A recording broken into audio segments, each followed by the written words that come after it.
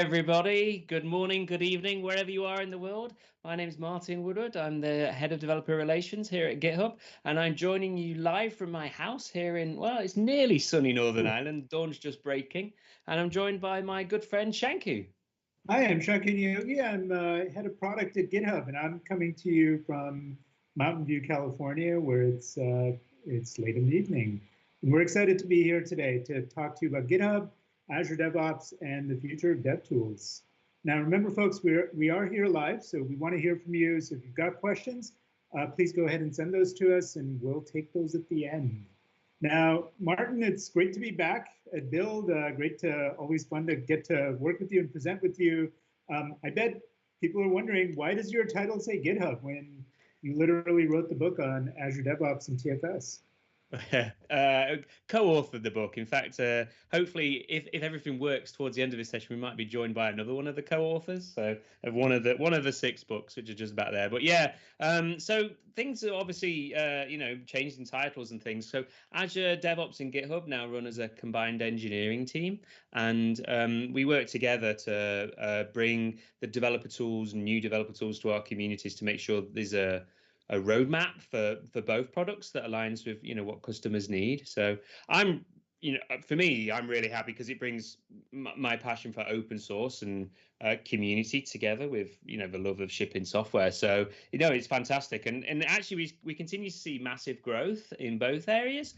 So we're seeing greater than 30% growth in engaged users for both platforms, which is fantastic when you consider how mature and how large these already are, with millions of people relying on them. And in fact, I'm very proud to say that we've just got our 50 millionth user on GitHub. The 50 millionth developers joined GitHub, and they joined from the UK. So yeah, UK represent. So that's fantastic news. Nice. Well, we've also been super busy bringing new things to you. So in the last year, we launched GitHub Actions, and GitHub Actions, as some of you may know, was the first collaboration between Azure DevOps and GitHub. And we actually took the same technology behind Azure Pipelines, and we built a complete GitHub native experience on top of that, and that's fully integrated with GitHub, and also leans on the strength of GitHub's community to make it easy to use and share actions. And I'm excited to say, in just 6 months, GitHub Actions has now become the #1 CD on GitHub. And we've got over 3,000 actions in the marketplace. So thanks to our community for that. Now, this is our first great collaboration, and we're going to keep doing more as we bring more of our DevOps stack to GitHub.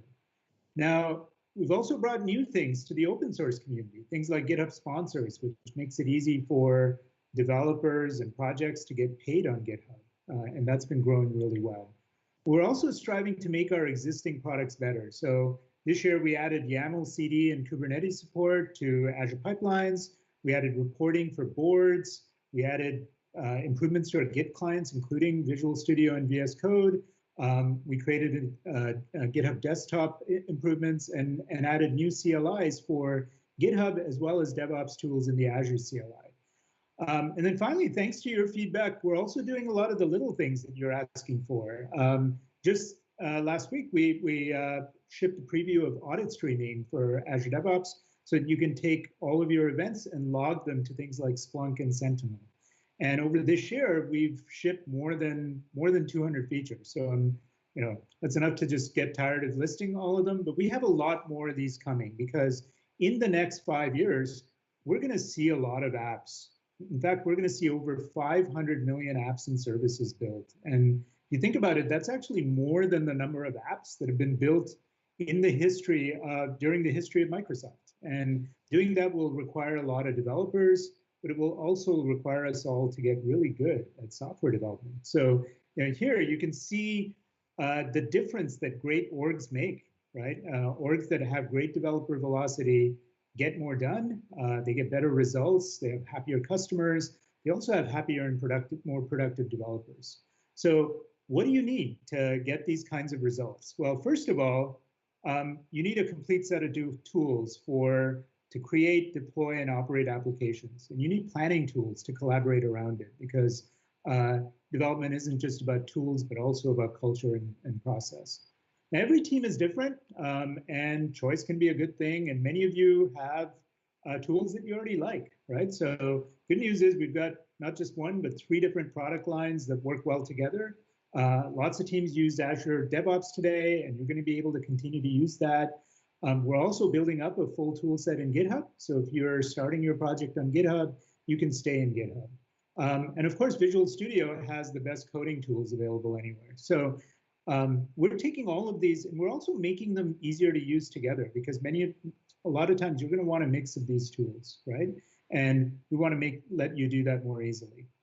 If you've got your own other tools that you're bringing to the mix, great news. All 3 products have great extension models, and together we've got the biggest developer ecosystem in the world. So Martin, do you want to tell us a little bit more about what we're building? Yeah, let me get set up. So as you mentioned, we launched GitHub Actions last year, and it's been a fantastic success, and we've seen massive take up. And so what I thought we'd do is we go look at how to integrate Actions with Azure. And because it's this marketplace, with thousands of actions that are available for GitHub. Let's go have a quick look about deploying to Azure using Actions. Here I've got a basic ASP.NET Core Razor Pages app I wrote. I've already set up CI that builds and tests on Windows, Mac and Linux. But now I want to set up a release to publish to Azure. So if you just go back and hit New Workflow, and GitHub suggests some templates based on the code, but I'm going to create one of my own. So if we come in here, create my own workflow, and then I'm going to paste one I've got already, and here we go, and I'm going to call this publish.yaml.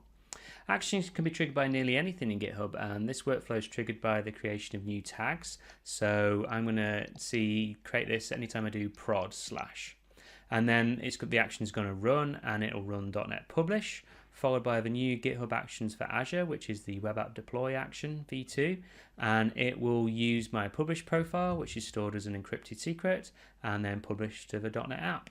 So I'm going to submit that, check that into master, straight into master.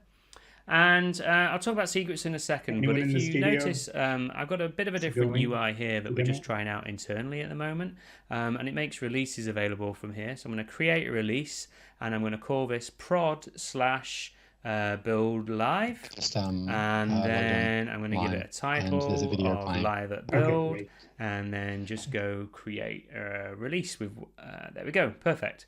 Right, so when I go to the Actions tab, I can see that the action's running. While that's running, let me create a secret. So once they are stored in your repository, they're securely encrypted and not displayed to anybody. So if I quickly create a new secret, I'll show you what I did. So new secret, and we'll call this one secret 2. And then if you go to the Azure portal, you can download the publish profile for the web application. And that'll download a file that looks a lot like this. So I'm just going to copy that file and go back in here and just paste it in. Obviously it would contain real passwords if I did that for real. And then hit add secret, and then let's go back and check out the action. We can see the publish action is ready. So if we go into production, you should get the latest version. Oh, too far. Thanks, Julie.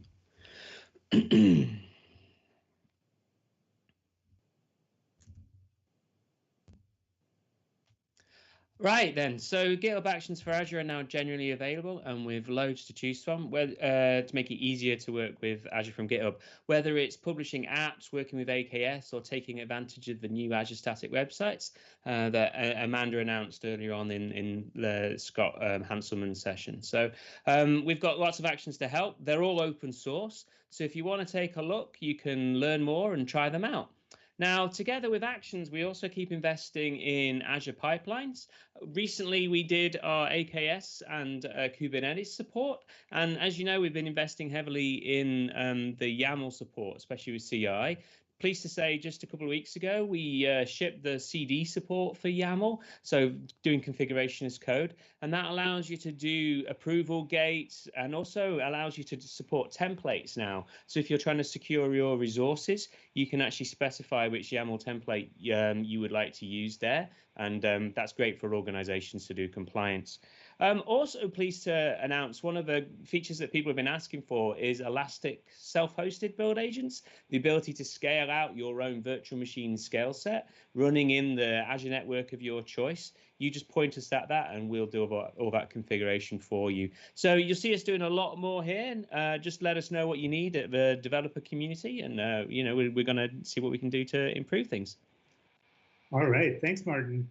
Now, having tools for your team is great, but you need more than that, because applications today rely on more than just your team. In fact, today, more than 90% of the code in new apps comes from open source, which is amazing, right? Because when you create a new project, we find that on average, projects have dependencies that have more than 10,000 developers, and that's an amazing amount of work to be able to build on.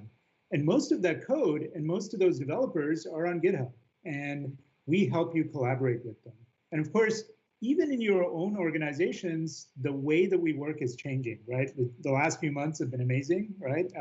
A great reminder of all the different ways that developers figure out how to work together on projects from wherever they are. And if we can bring that same model that has made open source communities successful to every company, we can all do so much more. So by integrating developer workflows and communities together on GitHub, we can do that more easily. Martin, you want to show us how? Yeah, sure. As you saw earlier today, once you have code spaces enabled, you have a full development environment right within GitHub that you can configure how you want to access instantly from anywhere. Powered by VS Code, it has IntelliSense and everything you'd expect. It's the full editing experience running in a container. When configuring your devcontainer.json file, you can specify which ports you want forwarded and the extensions and tools that you want pre-installed.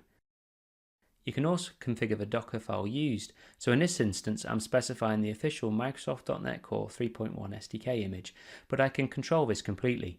Even better, your development environment is now version controlled, meaning you have access to a repeatable environment that can be easily shared. Right, let's run the ASP.NET app. Codespaces detects the call to localhost, and instead it opens a browser that forwards this port over an authenticated SSL connection back. Why yes, I would like a cup of tea, Mona, but let's change the message. Rather than hello world, let's say hello build. And then if I look at my Razor page, I see I pull the first message out of the array, create some ASCII art, and then dump it into a pre-formatted div. Looks good, so let's restart the app and pick up a change. I definitely want a cup of tea now, but that's not the message I was expecting. Naughty Mona. Right, let's go back into my code space and set a breakpoint, then press refresh on the app. The app's now waiting at the breakpoint. The message has the wrong thing, so let's look at the array.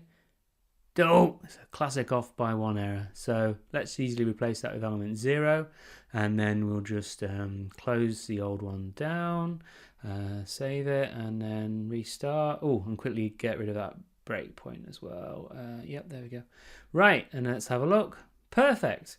Okay, so I'm just going to go check this in now. So if I head over to my Git folder, and then I'm going to say update messages, do that, hit push, and then send it back to the server.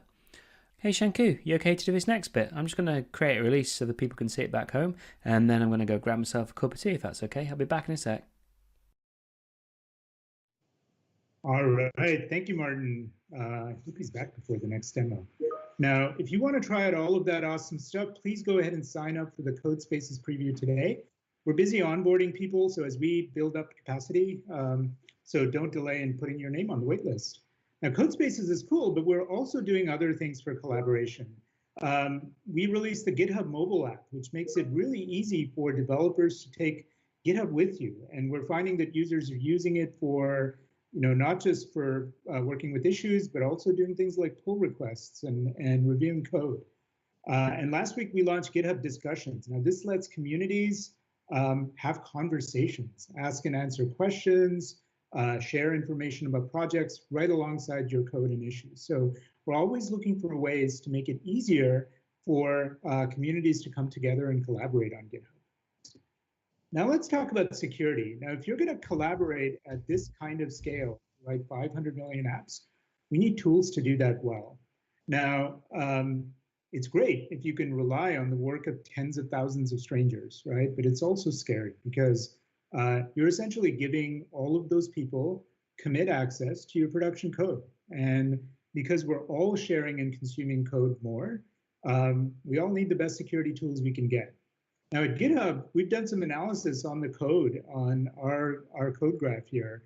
And we found some interesting things. First thing we found was, despite all of the security tools that are out there today, the number of security threats in code have been going up pretty much at the same pace as the amount of code on GitHub. So we clearly need to do something different here, right? One thing that often is done is to give more power of security in the hands of developers in their development process, what's often called shift left. Now, here's a problem with this.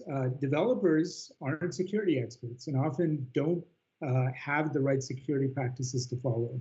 Right? There are very few security researchers in the world. A lot of companies don't even have any. And where they exist, they often don't get along well with developers. And so we need to make this better. We need to give developers more tools in their developer workflows, but we also need to make it easier for security researchers to collaborate better with developers. So with GitHub's security products, we're really bringing a complete security offering to you. First, we have a set of tools to help you understand your dependencies, find vulnerable ones, and keep them up to date automatically, so you don't end up with vulnerable code from someone else in your apps. We also scan your code for secrets, so things like passwords and tokens. We work with over 20 different providers to detect secrets, and we prevent those from leaking into code. And now with code scanning, we let you scan your own code for vulnerabilities using something called CodeQL. And CodeQL is actually used by security teams at a number of major companies. Think companies like Microsoft, Google, Uber, to keep their code bases secure. And when you run code scanning, what we're actually doing is running those queries as well. So you're querying your code for thousands of vulnerabilities, including the queries written by those security teams. So Martin, how about a demo? Let's set up code scanning on that .NET Web app. From the Security tab, Code Scanning Alerts, and then set a workflow. Now we'll come in here, and it's going to do a code scan for us. The template defined a random date and time to run, but I like mine to run on a Sunday morning, so let's change the date to 0, and the handy preview tells us we've got our cron syntax correct. We see that it's going to do a checkout and then initialize CodeQL.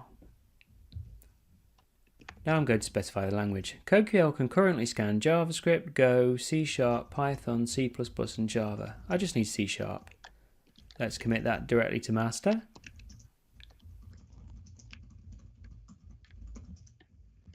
And if we go up to the actions, we can see it's already running.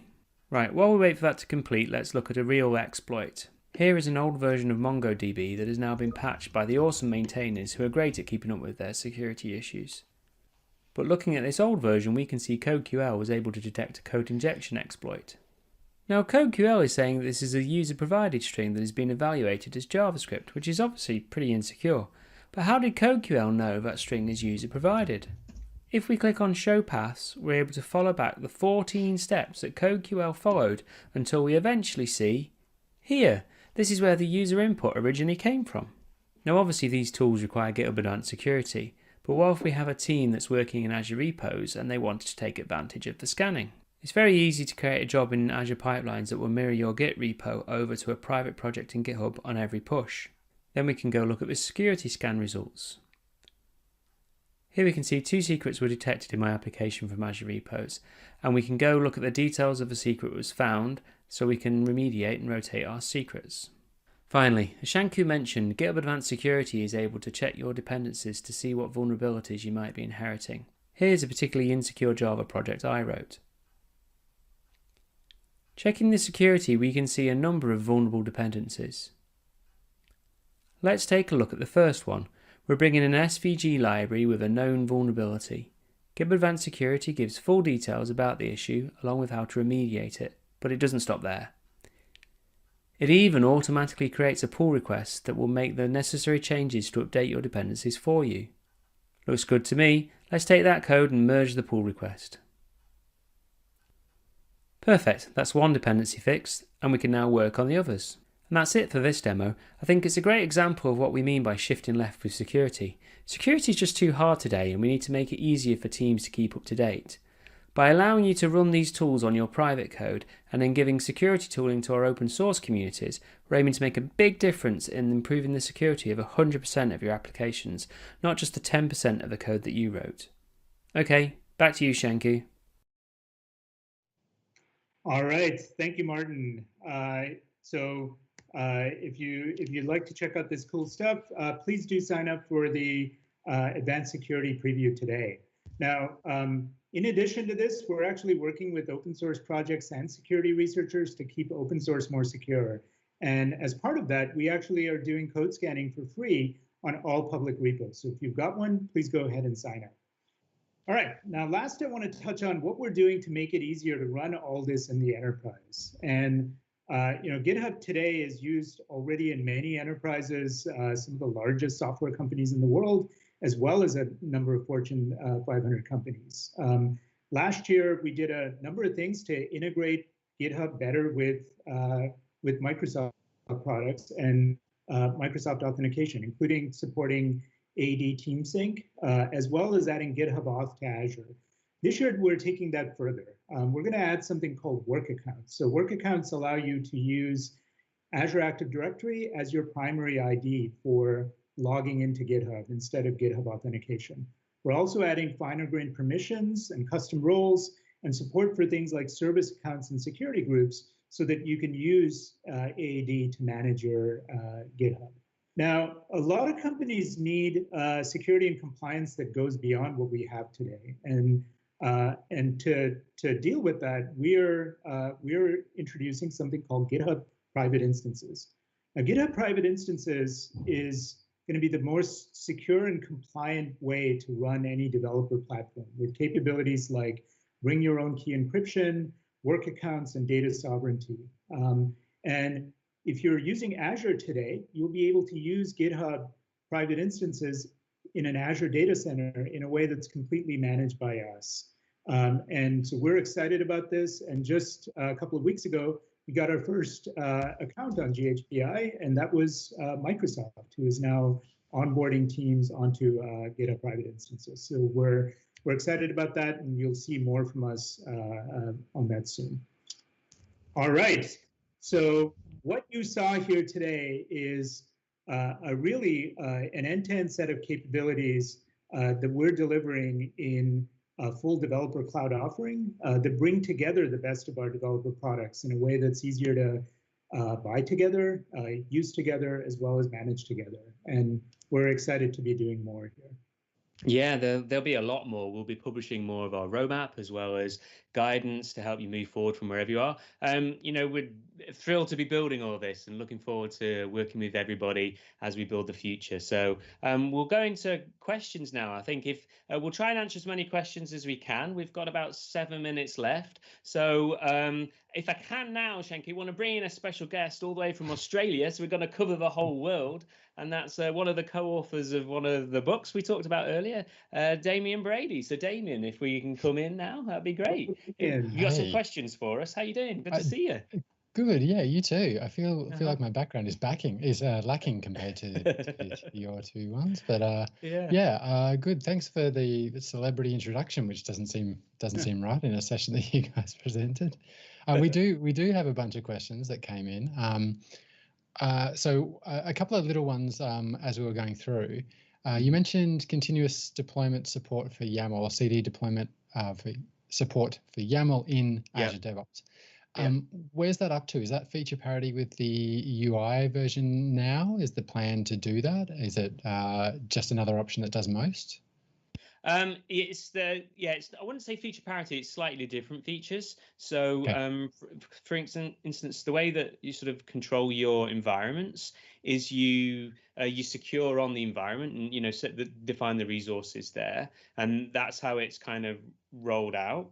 And we also have the templating support, and then so you can say this particular YAML template extends this other YAML template, which might be in a different repo. And you can actually define for your resources which templates they need to have extended to be able to then deploy to that environment, if that makes sense.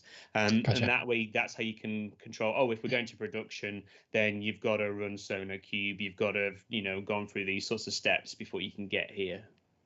Okay, so it's similar in a way, I guess, to builds being YAML as well, where it wasn't exactly the same. It was a similar implementation, or a similar purpose, but a different implementation. Yeah, exactly. But all the important things like approval gates and all that sort of stuff that were missing in the YAML before, they're there now. So great. Cool. There was another question about Key Vault integration for GitHub Action secrets. Do you know if that's on the backlog or if there are any plans for that? That's already there, actually. Sorry, it is? Sorry, is Shanky. Yeah. I was trying to be professional and throw to one of you. Okay. Yeah, no, you're all right. There's already in our GitHub Actions for Azure, there's a Key Vault action, and what it does is it basically loads. Gets the environment variables out from Key Vault and then puts them in, makes them available as if it's a standard secret, you know, just elsewhere. Perfect. Awesome. I'll let Shanku answer the next one. Go on, Shanku. The next one was going to be about code scanning, code QL. Yeah, okay. Yeah, Shanku definitely that one. Yeah. Do you? Well, the initial question is, do you know if that's going to be coming to Azure Pipelines? Or is that a GitHub Actions thing at the moment? So CodeQL, the integrated CodeQL experience, the code scanning experience is part of GitHub. So I think what you saw in Martin's demo is where we use mirroring to basically move code from Azure DevOps into GitHub and ran code scanning there. So we're going to look at ways that we can make that experience better, but the full integrated experience will be part of the GitHub pull request and code review experience. Gotcha. All right. I might ask one of these other questions, which is just a really general, broad one. We've talked about Azure DevOps when we've talked about GitHub. We're seeing a lot of GitHub stuff that's come out really recently. What is the future of Azure DevOps? Should people be moving from Azure DevOps to GitHub, Azure Pipelines to GitHub Actions? What's the story here?